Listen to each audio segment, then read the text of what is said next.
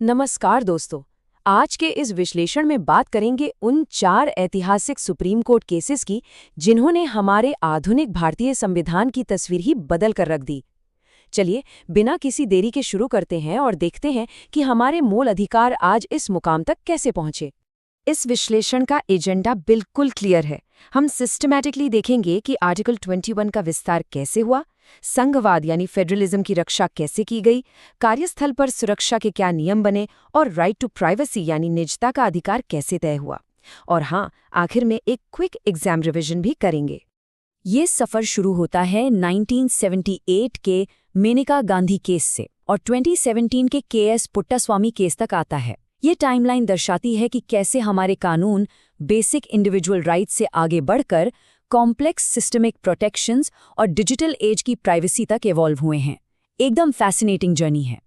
तो चलिए सबसे पहले बात करते हैं आर्टिकल 21 के विस्तार की और 1978 के मेनका गांधी केस की। उस समय कोर्ट के सामने एक बेहद सिंपल सा दिखने वाला पर डीप कानूनी सवाल था। आखिर आर्टिकल 21 का स्कोप क्या है?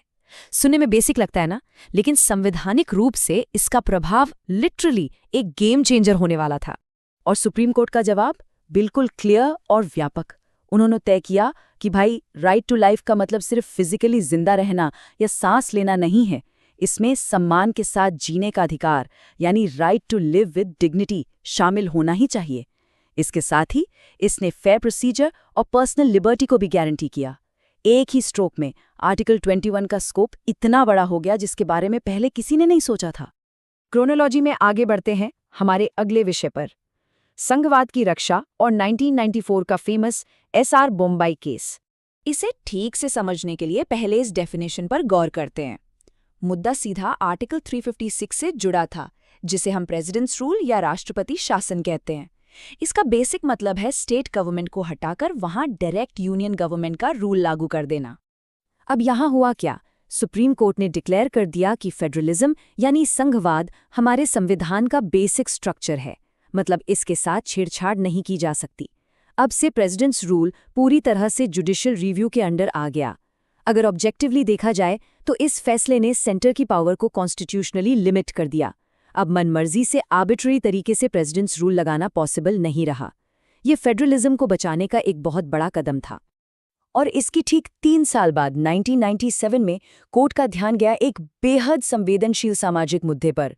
तीसरा विषय है कार्यस्थल सुरक्षा यानी विशाखा केस। सेंट्रल प्रॉब्लम ये थी कि कार्यस्थल पर होने वाले सेक्सुअल हरासमेंट को कानूनी रूप से कैसे रोका जाए। हैरानी की बात ये थी कि उस समय तक देश में इस गंभीर समस्या से निपटने के लिए कोई प्रॉपर लीगल फ्रेमवर्क था ही नहीं। इसका समाधान इन स्टेप्स में निकला। सुप्रीम कोर्ट ने ऐतिहासिक विशाखा गाइडलाइंस इशू किए। पहला स्टेप, हर जगह सेफ वर्कप्लेस एनवायरनमेंट्स बनाना एकदम मैंडेटरी कर दिया गया। दूसरा, वर्किंग वुमेन की सेफ्टी के लिए स्पेसिफिक और क्लियर गाइडलाइंस फ्रेम की गई। और तीसरी सबसे बड़ी बात, इन्हीं गाइडलाइंस ने आगे चल के पॉश एक्ट का लीगल बेस तैयार किया। यह इस बात का परफेक्ट एग्जाम्पल है कि कोर्ट कैसे एक पूरे नए सिस्टम की नींव रख सकती है। अब फास्ट फॉरवर्ड करते हैं आज के डिजिटल एज की तरफ 2017 में। चौथा विषय, निजता का अधिकार और K S Puttaswamy case. Right to privacy is equal to a fundamental right. ये छोटा सा कोर्ट अपने आप में बहुत शक्तिशाली है। सुप्रीम कोर्ट ने बिल्कुल स्पष्ट शब्दों में डिक्लेयर कर दिया कि निजता का अधिकार एक मूल अधिकार है। सो इसका असल जिंदगी में क्या असर होता है? कोर्ट ने क्लियर किया कि प्राइवेसी आर्टिकल 21 के अम्ब्रेला के अंदर ही इंट्रिंसिकली प्रोटेक्टेड है। इसने पर्सनल लिबर्टी के दायरे को और भी फैला दिया। खासकर आज की आधुनिक डिजिटल दुनिया में, जहां हमारा डेटा और ऑनलाइन आइडेंटिटी हमेशा रिस्क में रहती है, वहां नागरिकों को प्रोटेक्ट करने के लिए ये एक बेहद ज़रूरी और गेम चेंजिंग जजमेंट बन गया है। ठीक है, अब आते हैं हमारे आखिरी पड़ाव पर, क्विक एग्जाम रिवीजन, खासकर यूपीएससी, एसएससी और स्टेट पीसीएस एग्जाम्स के लिए।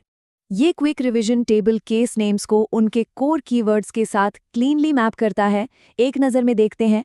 मेनका गांधी डायरेक्टली जुड़ता है आर्टिकल 21 से।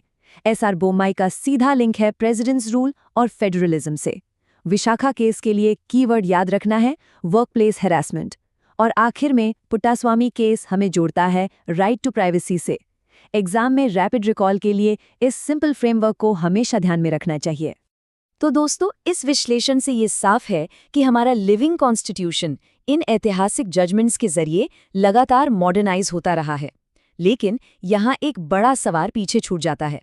फ्यूचर में आने वाले अनसीन और अनजाने लीगल चैलेंजेस के लिए सुप्रीम कोर्ट इस संविधान को आगे कैसे इंटरप्रेट करेगा? टेक्नोलॉजी आगे बढ़ रही है, समाज बदल रहा है, आगे क्या होगा? इस सीरीज के पार्ट 3 में हम ऐसे ही कुछ और रोचक मुद्दों पर चर्चा करेंगे।